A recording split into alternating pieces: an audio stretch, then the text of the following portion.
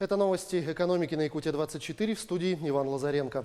Следователи должны иметь возможность получать информацию, относящуюся к банковской тайне, еще на стадии доследственных проверок фактов коррупции. Об этом заявил председатель Следственного комитета России Александр Бастыркин.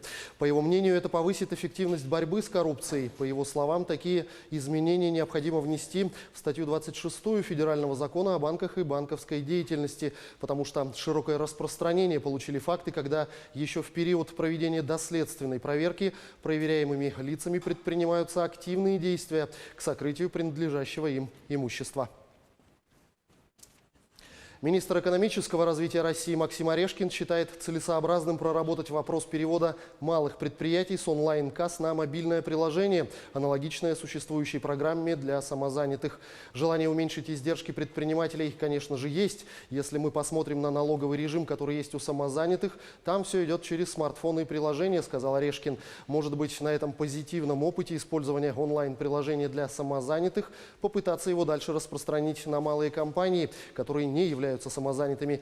Глава Минэкономразвития отметил, что сейчас использование онлайн-касс для небольших предприятий сопряжено с высокими затратами и потерей значительной части выручки.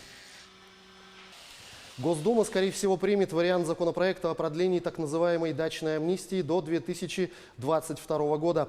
Об этом сообщил глава Комитета Госдумы по строительству и законодательству Павел Крашенинников. Рассмотрение законопроекта во втором чтении, как ожидается, состоится в июле. На данный момент на рассмотрении Госдумы находятся два законопроекта о дачной амнистии. Один из них за авторством Крашенинникова предполагает ее продление до 1 марта 2022 года, а второй, внесенный правительством, до 1 марта 2020 года. Роскачество рассказало о главных признаках, с помощью которых можно выявить телефонного мошенника, который пытается присвоить себе деньги с банковской карты жертвы. Авторы выделили 11 пунктов, описывающих типичное поведение злоумышленников при звонке клиенту банка. Главный признак, выдающий их недобросовестные намерения – просьба назвать трехзначный код, расположенный на обратной стороне карты, а также кодовое слово или код из СМС-сообщения. В этом случае необходимо прервать разговор и сообщить о нем в банк. Еще один признак, позволяющий выявить мошенника – просьба перевести деньги по указанным реквизитам. Авторы предупреждают, что рассказанная легенда может звучать убедительно и призывают не верить ей в любом случае. Также они предостерегают от предоставления по телефону каких-либо личных сведений. Подробнее с инструкцией, как обезопасить себя от телефонных мошенников, можно на сайте Роскачества. Мораторий на формирование средств пенсионных накоплений за счет отчисления от страховых взносов могут продлить до 2022 года.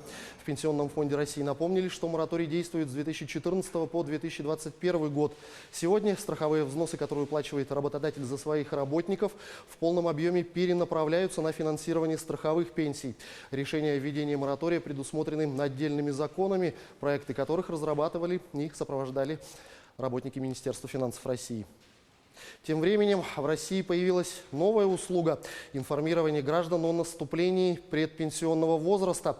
Статус предпенсионера человек получает за 5 лет до официального выхода на пенсию. Соответственно, в этом году с учетом переходного периода женщины считаются предпенсионерами с 51 года, а мужчины с 56 лет. И за 5 лет до пенсии эти люди имеют право на льготы. Убедиться в присвоении статуса предпенсионера можно несколькими способами. Как пояснили в Пенсионном фонде России, можно это сделать через личный кабинет на сайте фонда, заказав необходимую справку в разделе «Пенсии». Но надо обязательно иметь подтвержденную учетную запись в единой системе идентификации на сайте госуслуг. Если такой записи нет, тогда за справкой придется обратиться лично.